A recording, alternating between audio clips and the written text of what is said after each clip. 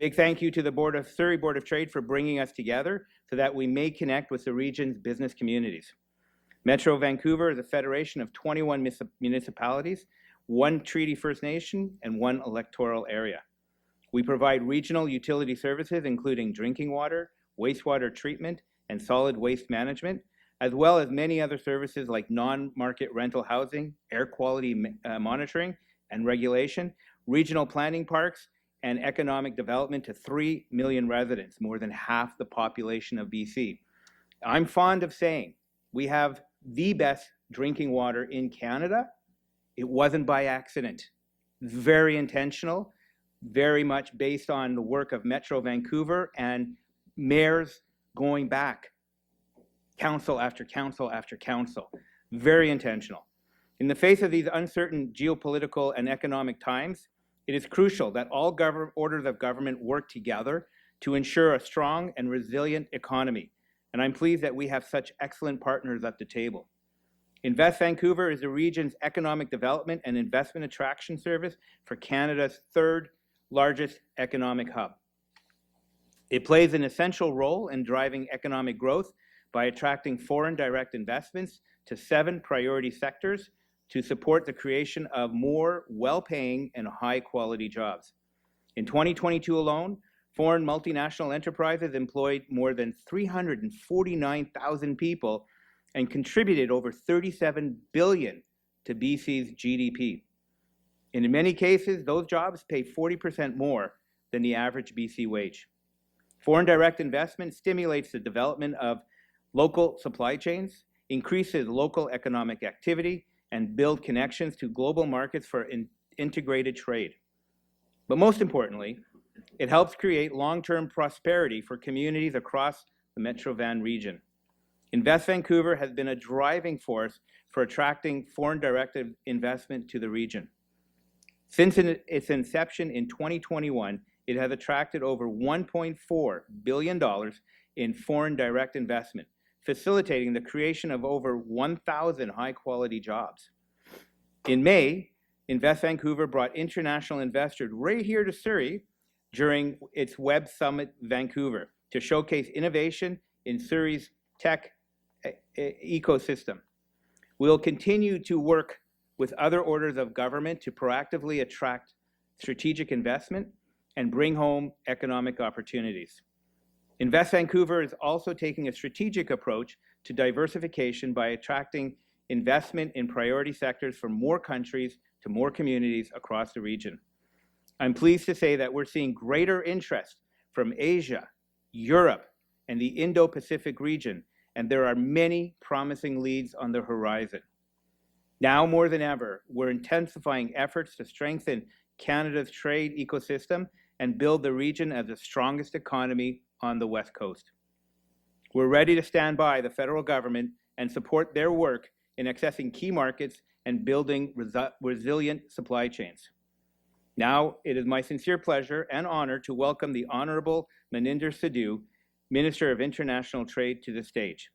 Minister Sidhu has been a Member of Parliament for the constituency of Brampton East since 2019. Minister.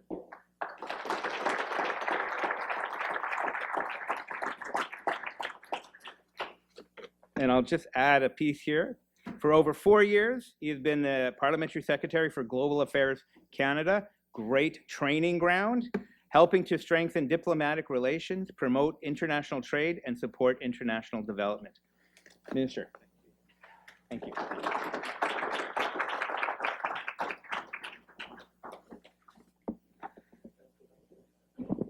Well, thank you. Thank you for that warm introduction, Your Worship, Rumi. And of course, I want to thank Jocelyn and the entire team here at the Surrey Board of Trade for the warm welcome here today, but also for all the work that you're doing here on the ground. I also want to recognize a few people in the crowd here. Of course, Your Worship, the Mayor of Surrey, the Honourable Brenda Luck. Of course, we have Dan Rumi that just spoke as well, and we have consul generals from various countries in the room here today. And of course, colleagues that I work very closely with in Ottawa. We have MP Suk Dhaliwal, if you can please stand up. It's local champion Suk Dhaliwal. We've got MP Ernie Clayson in the room. I'm not sure if he's already left. Oh, there he is. MP Gurbakh Saini, there he is, and of course, MP Zoe Royer. And as the national co-chair for Prime Minister Mark Carney, this is the incredible team that we've built up that you sent to Ottawa. And we have a record number of Liberal MPs, 20 in fact. It's historic for the party, for our government to have 20 MPs in Ottawa. And so you have very strong voices in Ottawa representing you. And so I want to just say also thank you to the Squamish Nation Hereditary Chief Ian Campbell for being here today. And I want to recognize the Surrey City Councillors in the room. And last but not least, I would like to congratulate my new counterpart, Minister Ravi Kahlon, BC's Minister of Jobs and Economic Growth. There was a shuffle this morning for those that are not aware, and so he's taken this important portfolio on, and together I know we'll do great things with the government here in British Columbia. And it's no surprise that Surrey's motto is progress through diversity. You see it everywhere in the people, the businesses, and the industries that people call home here. From health tech to clean energy, agriculture to advanced digital technologies, Surrey is a hub of innovation and entrepreneurship and a powerful symbol of where Canada's economy is headed. Frankly, I can't think of a better place to talk about the future of Canadian trade. As Canada's Pacific Gateway, British Columbia plays a critical role in our trading relationships, especially with the Indo-Pacific region. Almost a quarter of our two-way merchandise trade with Indo-Pacific economies flows through the province. 6 of Canada's top 15 trading partners are in the Indo-Pacific, and 4 out of 5 here in BC. That's why we have a bold Indo-Pacific strategy to strengthen those ties. And one of the key pillars of that strategy is our Team Canada trade missions. And I'll be taking business leaders into fast-growing markets in the region in the near future. And this would not be possible without your energy and expertise in the vibrant diaspora communities, of course, right here in Surrey, Richmond, and across the greater Vancouver area. And I hope you'll consider joining us in some of these trade missions.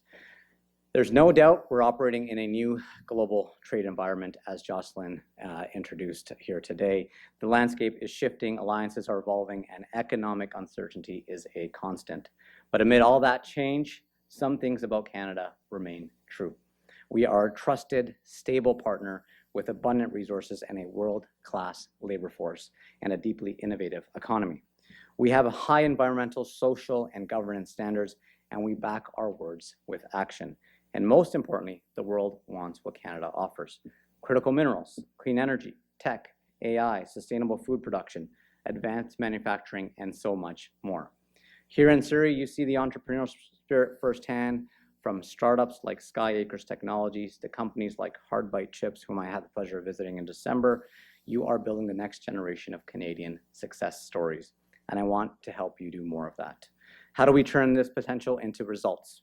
We start by creating the right conditions for businesses like yours to succeed, especially those led by women, newcomers, young entrepreneurs, Indigenous peoples, and small business owners. That's what our trade diversification strategy is all about: helping more Canadian companies enter more global markets and building more resilient, inclusive supply chains in the process. We already have 15 trade agreements with 51 countries, giving us access to 1.5 billion consumers. Now my focus is helping Canadian businesses take full advantage of the trade agreements that we've secured.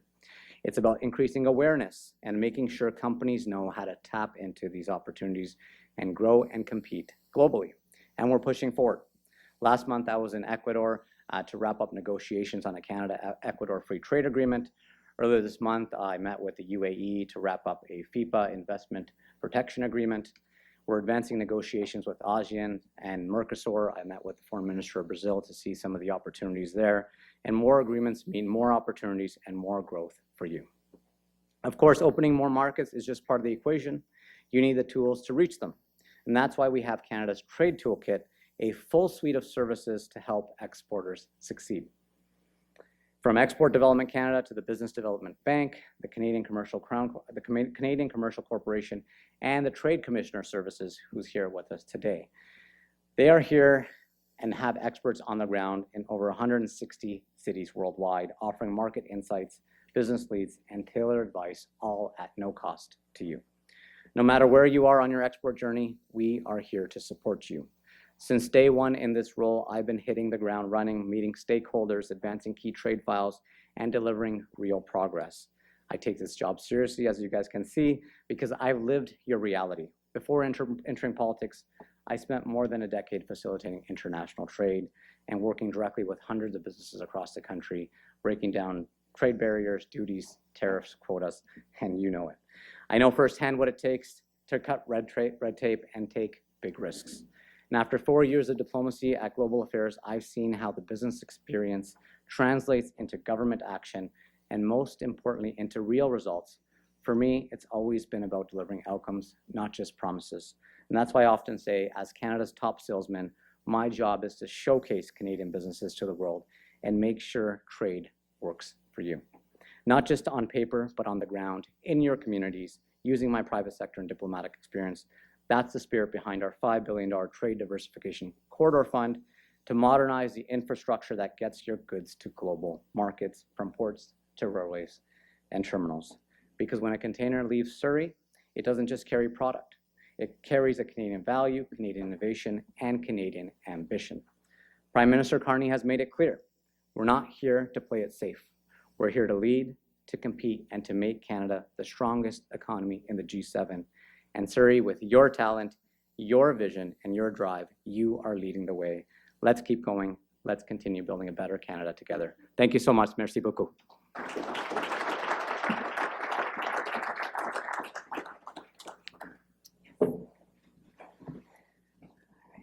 Thank you, Minister. You can have a seat and stay with me on stage for the question and answer part of the program. I'll begin with some questions, and then I'm going to turn to you, the audience. So please have your questions ready, and hopefully we'll have time to get to everyone. Okay.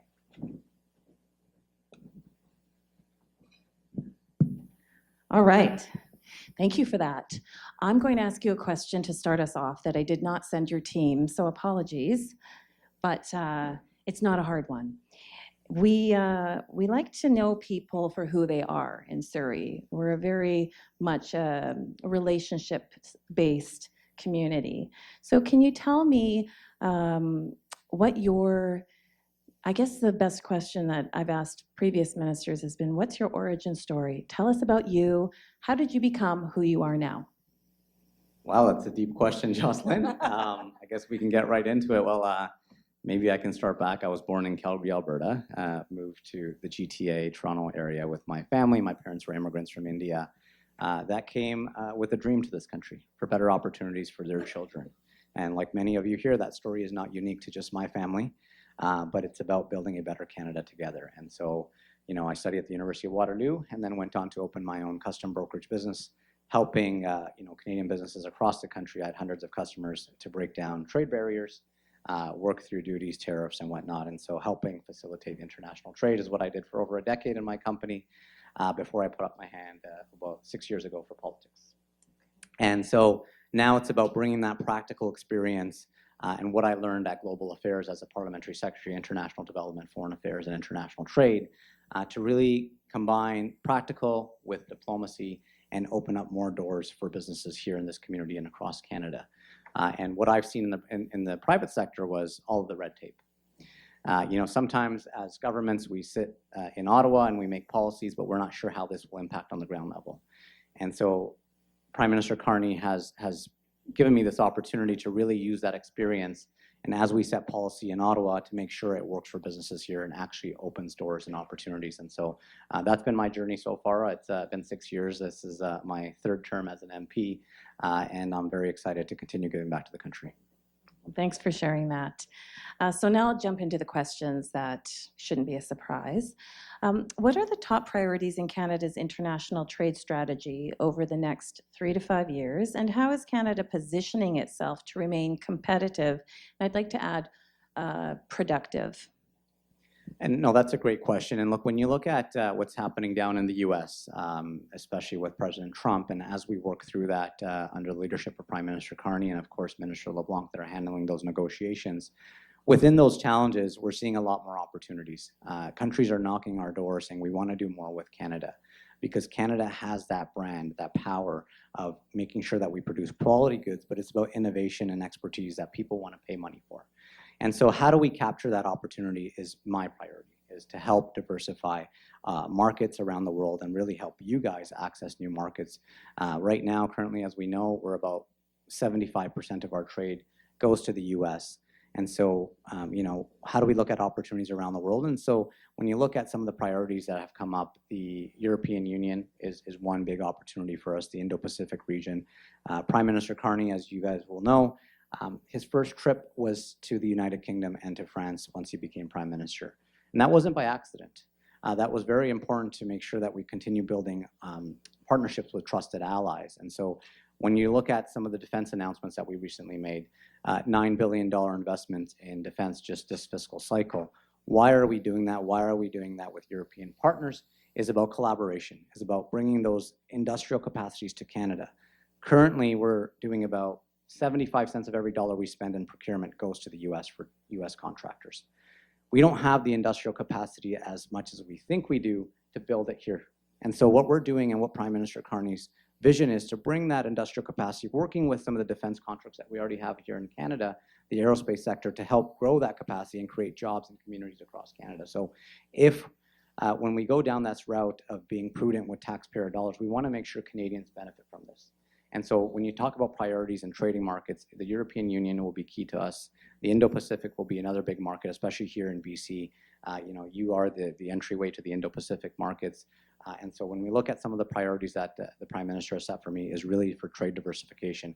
Go find those opportunities, work with businesses. So I'm here to listen as well, to see where you think the opportunities lie as well, and take that back and formulate a plan around it. But really the priority right now is to open as many doors as I can for businesses like yours. Thank you. How is the government helping Canadian businesses reduce reliance on traditional partners like the US and to diversify into new regions? For a lot of businesses who have established systems, change is scary, and they don't necessarily have the knowledge or skills to understand what to do to diversify. So can you elaborate on that? Absolutely. And look, the chambers of commerce, the boards of trades have an important role there as well, working in partnership with the provinces and the federal government. Is how do we make sure that you're able to trade? When I spent over 10 years in the private sector, that was what I did for a living, is really get businesses comfortable trading in overseas markets. Traditionally, we traded a lot with the US because of proximity, because of language. It's been easy. But now we know we have to change. The order books are drying up. We all know that. That's the sad reality of the situation. But within that situation, what are we doing as a government? It's through Trade Commissioner Services. And so we have Trade Commissioner Services here. If you're export ready or if you have a few questions, you can call Trade Commissioner Services. They have regional offices across Canada to ask them questions. You have a product that you want to ship to Malaysia, but you're not sure about packaging requirements or language requirements. Call Trade Commissioner Services. They can put you on the right path. If you need to get to that point where you're ready to export, they can, make sure you're referred to programs that are available, through the Trade Accelerator program or other programs that we've put out there as a federal government, working with the provinces. I know a lot of provinces across Canada have their own programs, working with the boards of trade to help make sure that you are given the tools to enable yourselves to export to new markets. Well, then I'm going to hit you up for some help. The Surrey and White Rock Board of Trade has an international trade center, and we're expanding our horizons to include interprovincial trade, because obviously our own country is where we can really access untapped market. And so, but we need help with this. One ask is, can you come and teach our people a course with your background? And two, what else can the Government of Canada do to support this vision that we have to support our communities south of the Fraser and to reduce that barrier of going into Vancouver? Our folks like to do things face to face. So what can you do to support us in this vision of providing that support to them? Absolutely. And look, I've directed my team to find a way that I can get out to as many boards of trades and really answer questions and help guide that discussion and help showcase things that I've learned in the private sector, but things I've learned on the government side to really, I wouldn't call it hand-holding, but really guidance for exporters and businesses is to get into new markets. And so that is part of the, part of the opportunities and part of the solutions. But when you talk about interprovincial trade, we just passed our One Canadian Economy Act. a few weeks ago as the members of parliament here voted for that important act to help unlock some of the interprovincial trade barriers. Like in some provinces in this country, believe it or not, you'll be able to find wine from Spain than wine from Ontario. And so we need to break down Wine those. from BC is obviously the There you best. go. Yes, sorry. Wine from BC, the Okanagan wine has, they have some of the best wines in the Okanagan. Just one example. But yes, like we can't find wines from other provinces, and certain products you find products from other countries just because it's easier importing from countries rather than from provinces. And so, with the One Canadian Act, Economy Act, we're able to break down some of those barriers. But it's beyond that. It's about working with provinces. And so, here, Premier Eby has taken delegations to the Indo-Pacific. How do we work together to build on that momentum? Canada has to be seen with a presence in the region. Every other country, provinces, territories are doing it. We should be doing more of that in collaboration together. And so that's what I look forward to working with governments across. I was just at the Stampede 2 weeks ago and met with the province of Alberta trade minister as well to find out ways that we can work together. And so how do we showcase what we have to offer to the world together? Canadians have always been modest. We don't brag. But I think it's time that we make our voices loud and proud so people know what we have to offer. I absolutely agree. So let's talk a little bit about trade agreements. Trade agreements are an intimidating fact of diversification. We have held some courses with some of our other country partners because the Surrey Board of Trade has signed MOUs with 25 different countries and tried to help offer that education to our members. So with some new trade agreements on the horizon and updates to existing ones, we expect this will open more doors for Canadians in today's changing landscape. You mentioned you were just in Ecuador. Can you tell us what draws you into, why Ecuador, for example, and then talk to us a little bit more deeply about these trade agreements and what do Canadians need to understand about them and how do we find them perhaps less intimidating? Yeah, I mean, look, we can talk about the 15 trade agreements that we have, but it's about utilizing the trade agreements that we already have. Right now we have 15 trade agreements with 51 different countries. It gives us access to about 1.5 billion, 1.5 billion consumers around the world. But how do we make sure, beyond the trade agreement, that you're actually utilizing those trade agreements, right? And so it's getting people used to trade agreements. It seems like a complicated thing, and how do we make people comfortable with that?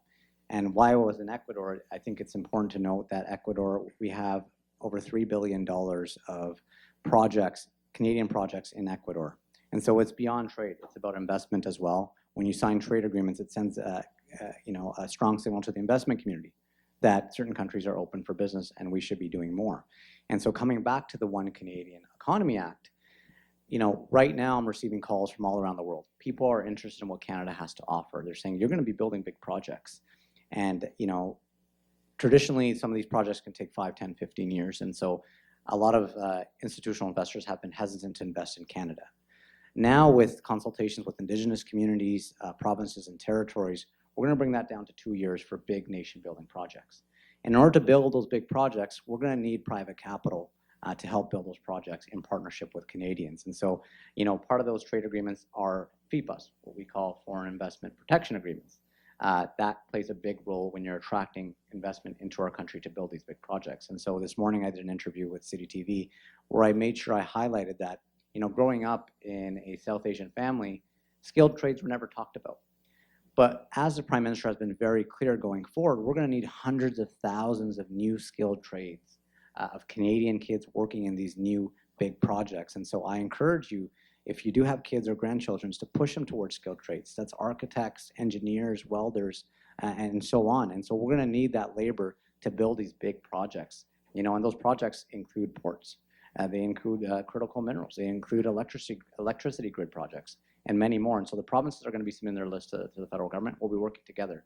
But it comes down to how do these trade agreements help unlock investments to help build the big projects in our country, but how do they also open new doors for you in many of these countries? And so speaking of trade agreements, we just are starting preliminary conversations with the Philippines.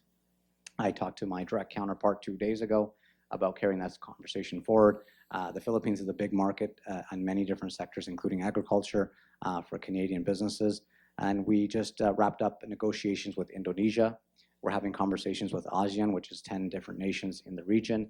And Mercosur is very important in South America. And Brazil has recently taken chair of that. And so that's why I'm carrying conversations with Brazil as well, because I want to make sure that I don't leave any stone unturned to make sure that we're able to create opportunities for all you guys here.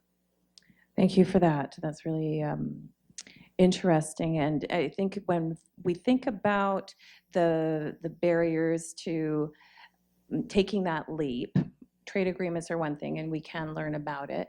What would be your personal advice with your background and diverse experience now, having sat in government for the last 6 years, to a business owner in Surrey? If they are thinking about doing something, where should they start? I think it depends on where you are in exporting. If you're new to the market, you've never exported, you don't know where to start, my first call would be the Trade Commissioner Services. So they can at least give you a consultation for free, of course, to talk about your business, what you're hoping to achieve. And I had a conversation today with Global Affairs Canada. What kind of calls come into TCS, Trade Commissioner Services? What do you do when people say, I've never exported, where do I go? And so it's really a lot of hand-holding. And that's why Trade Commissioner Services is something that I truly believe in. These are experts in business that can really help drive your business forward. So I would start there, but also start at your boards of trade. Those are very important resources. And Jocelyn, you guys have put on important seminars and programming. And I'm going to encourage more trade commissioners to get out to boards of trade so they can put on more seminars. I know you're having seminars to break down access to CUSMA, the trade agreement there, how you can utilize that. But also, I think it's important, where do you start? You can call a custom broker, but a custom broker only comes in when you're ready to make that transaction, when you've got a shipment already going out or ready to go out. But at the initial phase, my first call would be the Trade Commissioner Services. And Surrey is so well placed to take that next step in business because we have one of the Port of Vancouver facilities here, DP World, on our river. And we have, of course, the border right here and a huge trucking population and a dynamic population. And of course, all the post-secondaries have education locations here in Surrey. So keep your eye on us. All right, so before I turn it over to the audience for questions, I do have one question to ask you, and I know it's not your portfolio to deal with the US, but we cannot leave this room without talking about the US. The feedback that we've received from our members is that, yes, tariffs are a problem, but the real problem is the uncertainty, not knowing what's going to happen, and dealing with a government that doesn't seem to follow any kind of rule book. I am interested, and I know that the rest of us are interested in, what is the government's strategy in dealing with Trump? You don't have to tell us your secrets, but what is the general strategy in dealing with this government? Because it's something we haven't seen before. Well, within those secrets, it's the strategy. So I'll be very careful. We won't tell. But I think, look, it is a difficult time. It is a challenging time. We know that. We see that. And the uncertainty is driving business away. We know that. Businesses require certainty.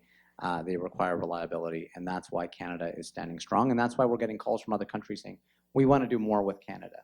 But coming back to the US, this is something that the Prime Minister, it takes very seriously with Minister LeBlanc and, of course, Ambassador Hillman, is how do we work through this with our partners? What is the best deal for Canadians? How do we figure this out together? And so those conversations are ongoing, but at the same time, my job is to find the opportunities. And it won't happen overnight that we go into international markets and we bring down our exposure to the US from 75% into half. But it will require a Team Canada effort. And that's what I like, what I'm seeing with the premiers, talking to my counterparts across the country and business communities. There's an eagerness now that I haven't seen 12, 15 years ago, that I didn't see at Global Affairs Canada just 2 years ago, that now businesses are reaching out to the government saying, how do I access overseas markets? My predecessor had a hard time getting businesses comfortable to go into overseas markets, but now it seems like businesses are ready to make that leap. And so how do we help facilitate that leap?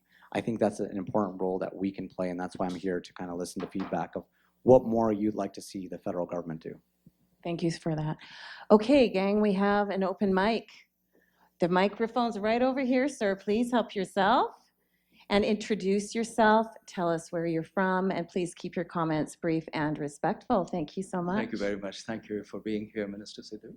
I'm from University of British Columbia. It's a small school on the West Coast here, I think, and Nemibath here. So wonderful comments there, but I think in this country we have a very large innovation gap. You know, as Canada, which is a research powerhouse, we produced almost, well, we are about 2% of the population, but we produce very close to 6% of world's journal papers. And on top of that, if you look at our monetization through patents, we are less than 0.01% of patents in the world. So if you compare that to Korea, for example, where 80% of their trade is knowledge-based, our trade is a very small percentage is knowledge-based. So the key is, I think, to really move some of our ideas into products and processes, which cannot be tariffed. You cannot tariff products and ideas. So, you know, when Prime Minister Carney, he was in my lab, and we showed him a 3D printed home, for example. We can print a home in 5 days now. But we have not applying this to, I think, either to this country or exporting these technologies, which would actually generate enormous amount of revenue for our companies, I suppose. So I'd like your ideas on that. Okay, we'll take a few questions. He's taking notes. Baljit. Thank you, Jocelyn. Thank you, Minister Sidhu. My name is Baljit, immediate past chair. The question I have is, first, I'd like to thank you for sharing your view and some of the secrets you let out of the bag with, you know, the overarching deals that you're making with Canada to make it more known in the world scope. That's really, really good. Coming from my background, I run private colleges, so we're here to train workers. Thank you for plugging the Skills Trade BC.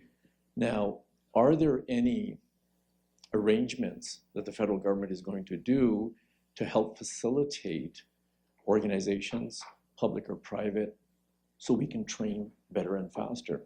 If you make deals for Club Canada, I reference that, to make it more sellable, awesome. But we need the back end to support it. So for the back end, for those people who are going to import or export, they need to get production done to make some money. The snag that comes in from a provincial board point here is that education and all that kind of stuff is BC, they don't work as fast. Your deals will be on the table in ink, dried, faster before we can even get recruitment workers. Is there now, from a federal point of view for immigration, are your ministry working with immigration to help facilitate so we can bring back more workers here to get the Indian economy going faster?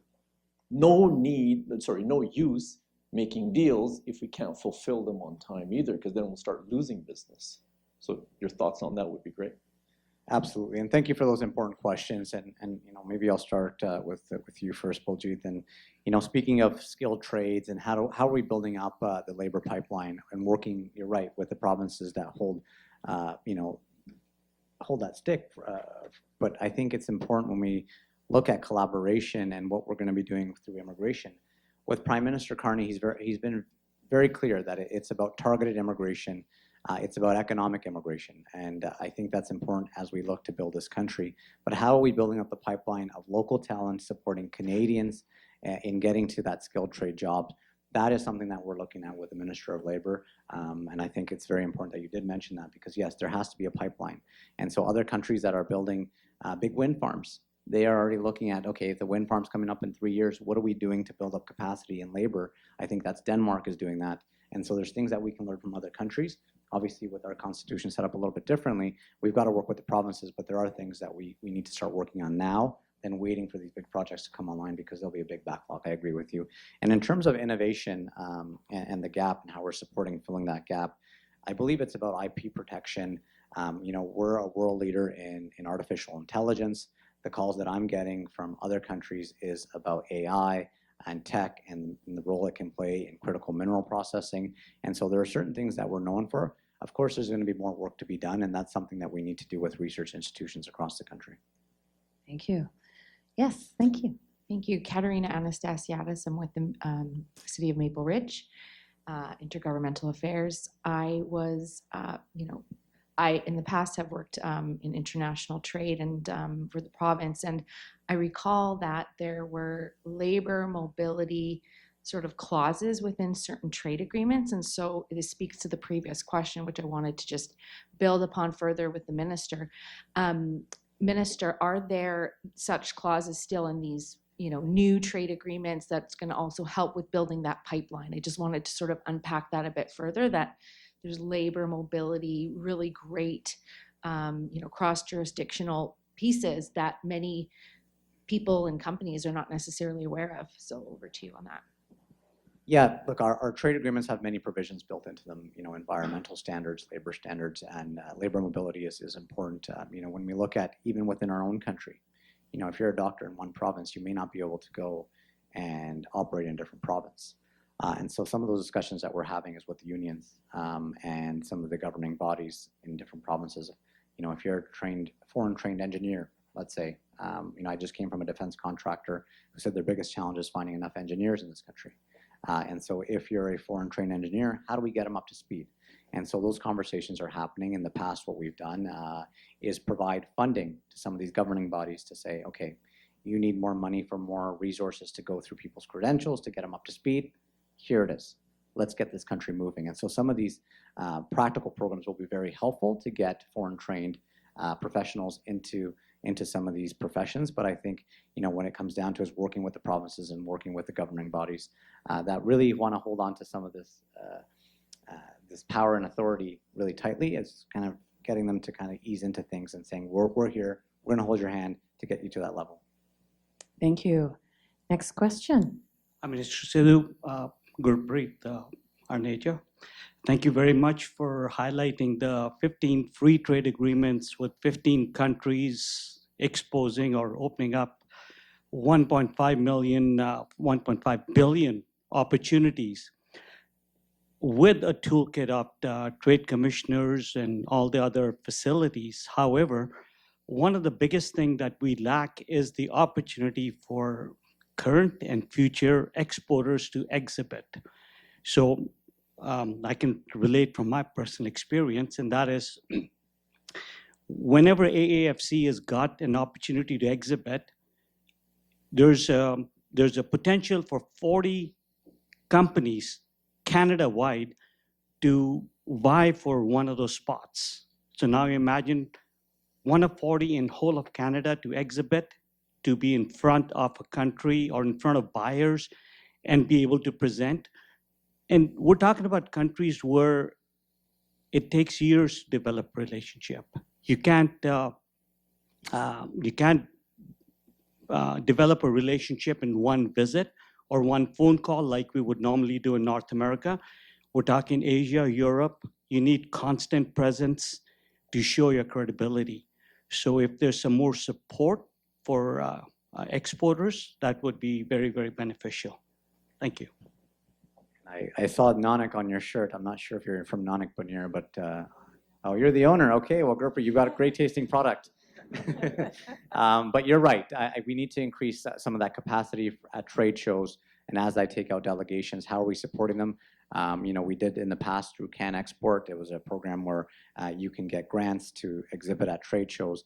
But we need to make sure that we're showcasing more than just 40 companies, because we have a lot more to offer. And I'm happy to take that back and have discussions internally with my team. Thank you. I'll make a formal ask now that you always include at least a few businesses from Surrey and White Rock. Right? Okay, so I've been given the signal that we are out of time. This flew by. Thank you so much for fitting us in. Thank you, Minister.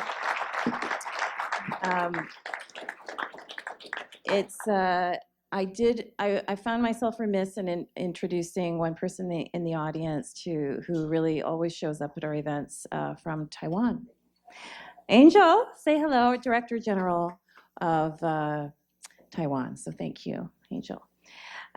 So it's now my pleasure to welcome Selena Bassi, the Vice President, Vice Government and External Relations at Woodfibre LNG, our co-presenting sponsor, to say a few words, and we can just chill right here. Yes. Thank you, Selena.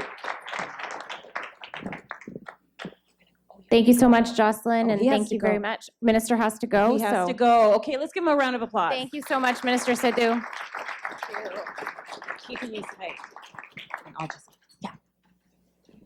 So as the minister is leaving, I'll just acknowledge his passion, expertise, and drive for making Canada one of the largest exporting countries in the world. And I know that between him and Minister Callon, we're going to start calling them the dream team, and they're going to get it done. So really great remarks. I think we're all feeling very energized after that.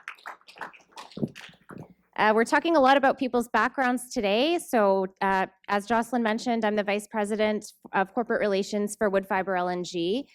Prior to that, I was responsible for the international trade file and the trade and invest file with the province of British Columbia. And now somebody had to step out and do the hard work of getting major projects built. So for those of you that don't know, the Woodfibre LNG project is over 50% through construction.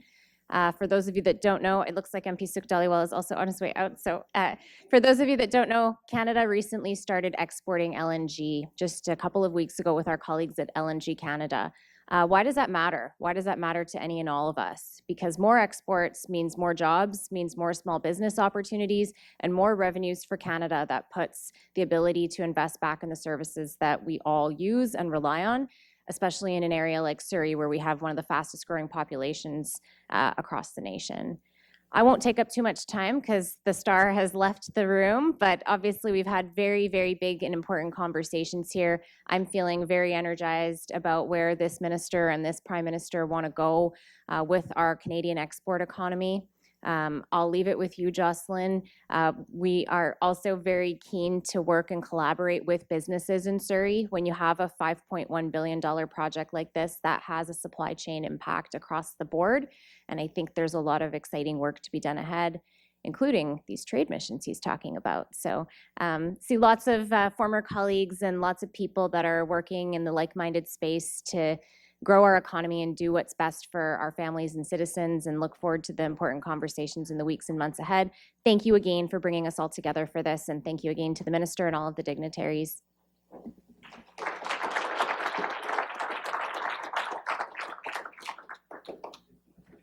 thanks, Selena. Randy, he's just in and out, this guy. I really want to thank our sponsors once again. Our co-presenting sponsors, Invest Vancouver, a service of Metro Vancouver, and Woodfibre LNG. Let's do the one clap. See, you improved, good. Community sponsors, Cancor and Civic Hotel Autograph Collection. Our progress partners, the Chamber of Commerce Group Benefits Plan, by SNF Group Benefits, Focus College, and Western Community College. Thanks to our sponsors for making events like this possible. Okay, guys, we're almost there. My hat goes off to my incredible staff team. Can we give them a really big round of applause? They keep us organized. And thank you to you, the audience, for being here and being so engaged, and for your participation. Before you leave, I want to remind you of some important events that we have coming up and really encourage you to come out. July 24th, next Thursday, is our first Summer Sizzle networking event right here at the Civic Hotel. I think it's on the rooftop patio. It's a lot of fun, and you get to meet a lot of great people. August 12th, join us for oceanfront networking at our next Summer Sizzle at the Beecher Place at Crescent Beach. Our Game Change Business Series returns with training on building a winning social media strategy on August 20th, and Leadership for Modern Workplaces on August 25th. August 26th is the final Summer Sizzle of the season on the patio of Milestone South Point. Plus, I'd like to remind you that nominations are open for the following awards programs. Please help us celebrate you or amazing companies that you know. The Environment and Business Awards, the deadline is August 5th, and the Business Excellence Awards deadline is September 3rd. Please check our website for more details. Thank you all for coming, and have a great business day.